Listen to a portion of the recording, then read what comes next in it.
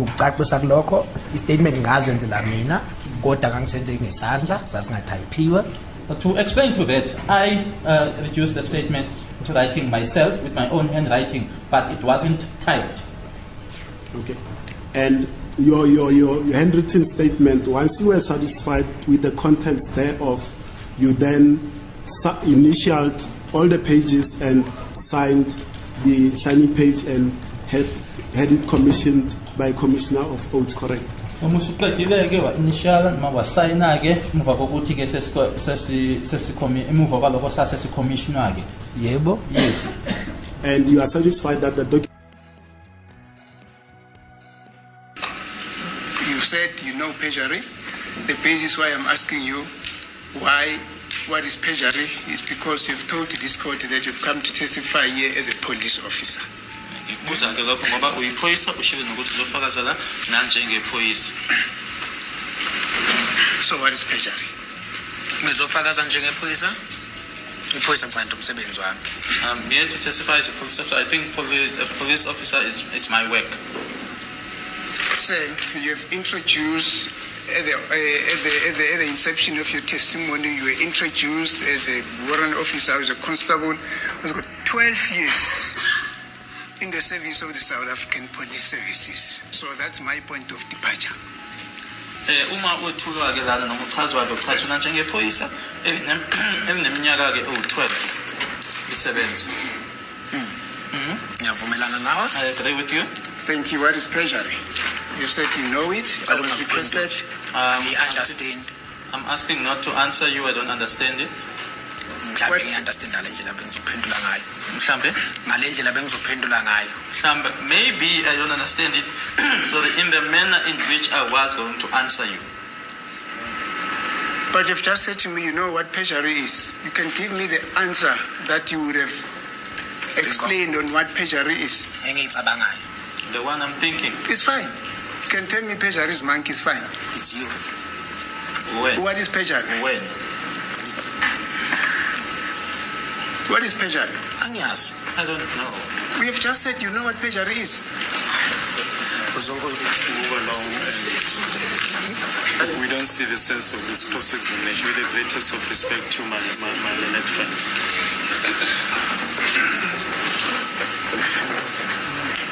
I don't know what was the basis of the objection, but it was this very same witness said he knows what perjury is. And then the court said, well, maybe perjury could be something else. And then I was requested to give the basis why am I asking this question. And I'm saying the basis why I'm asking this question simply because he's a police officer. I'm not asking something out of the ordinary. I'm asking something that is well.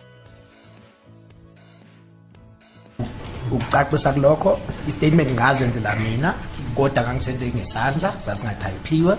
To explain to that, I reduced the statement to writing myself with my own handwriting, but it wasn't typed. It appears like people don't respect the court. That's the first thing that we need to, that's the first point of departure here. Is that you have Zungu, Constable Zungu. It appears like the way they behave, their rudeness, their boldness in their era, it appears like they know for a fact that look, we're gonna do as we please because we understand now. We know the judgment. That's how the way their rudeness. This man contradict himself, broad daylight. Guess what? What is done about that? No, they get favored. They get to get away with it. On top of that, he begins to be rude. But who rebukes him from his rudeness? Nobody does that. He sets a wrong standard. Not only is he setting a wrong standard, but he's a member of the SAPS supposedly in good and regular standing. Then if you scrutinize the behavior of this man, he has directly brought the name SAPS into dispute. The question is, will he ever get punished for taking the name of the organization that is so reverent, so respected, and so crucial in peacekeeping of this country, but has taken all of that and put it down in the drain, and he doesn't even care, doesn't even give a damn, not even a swimming pool about it. You know what I'm saying? He is a police officer, but he lies under oath.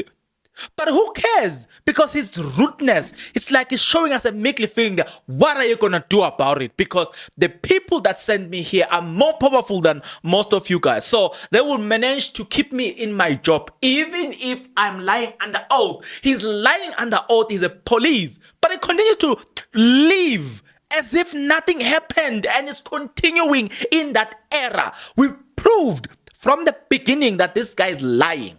And I am glad today, as people who are not the tribe, if you are coming from the first time here, go back to the first video. We proved from the first video and read the comments, because when I say we, I'm showing you that even all the members of the tribe proved from the beginning that this guy is lying. We proved from the beginning that this guy is lying.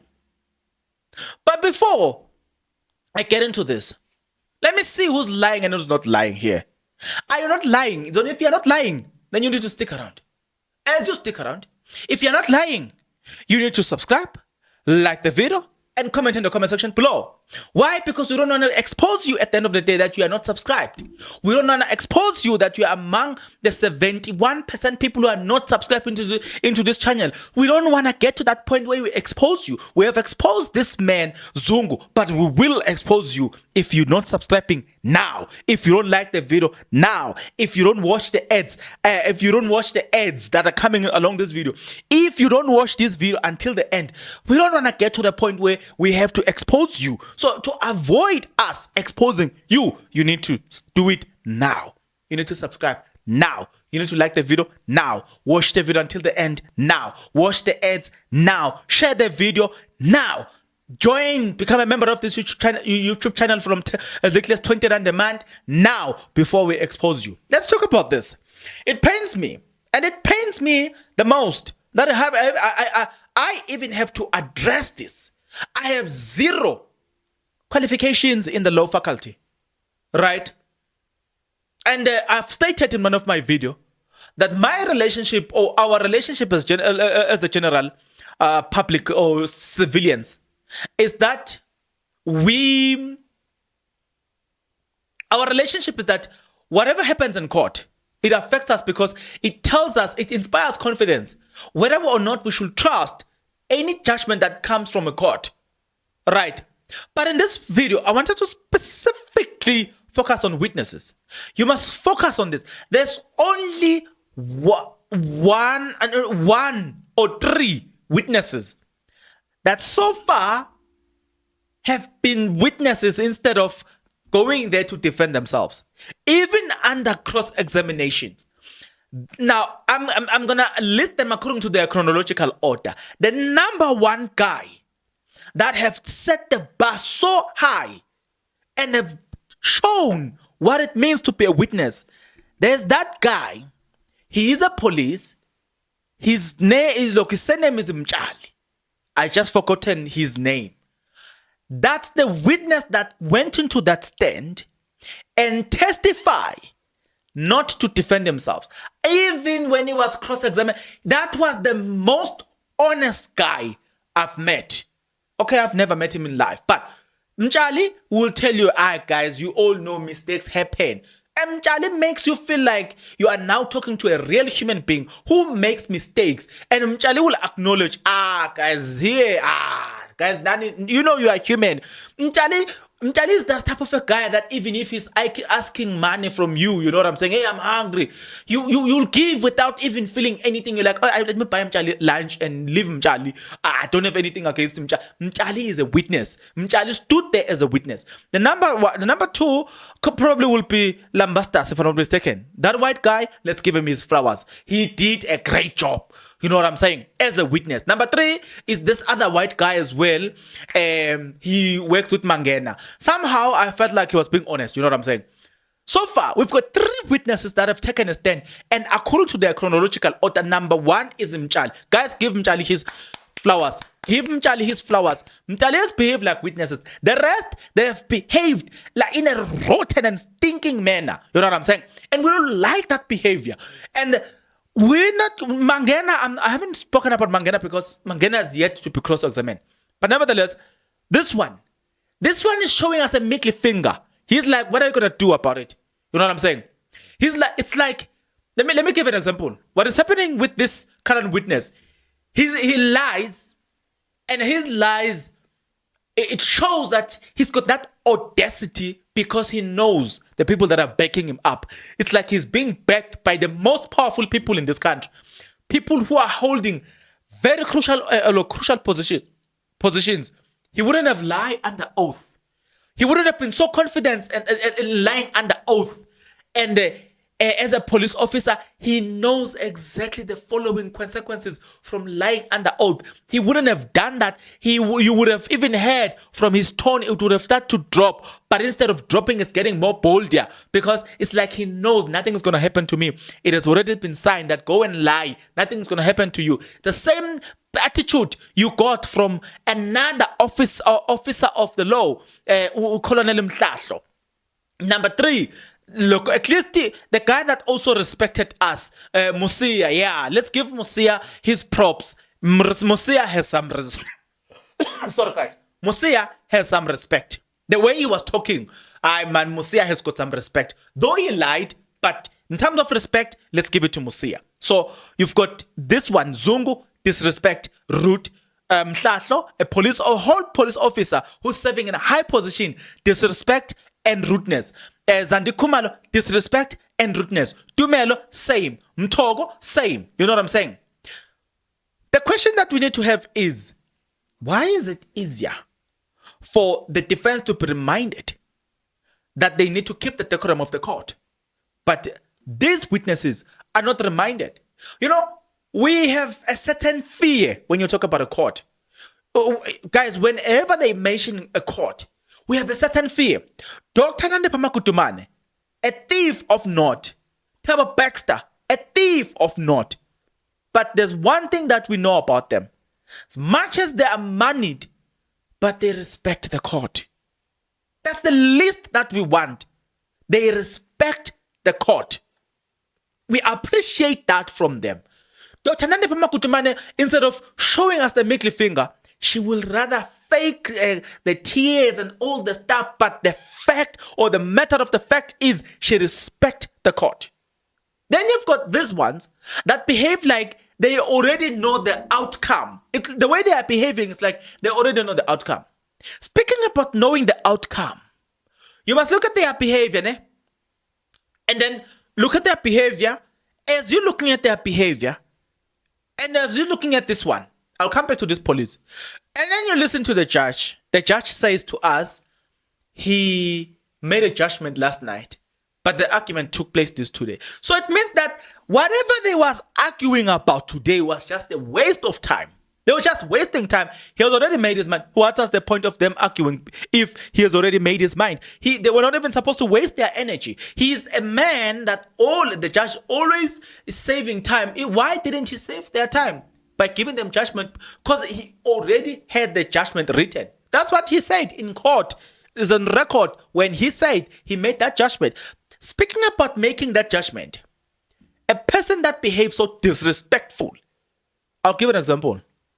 Have you ever seen this in a place where you respect, there's a person that you respect the most, either in a hood or be it a president? You know that person that you respect the most? And then either their wife or their child walks in. And the person you respect the most, if he says, give me this watch, you just say, oh, okay, now here's a watch.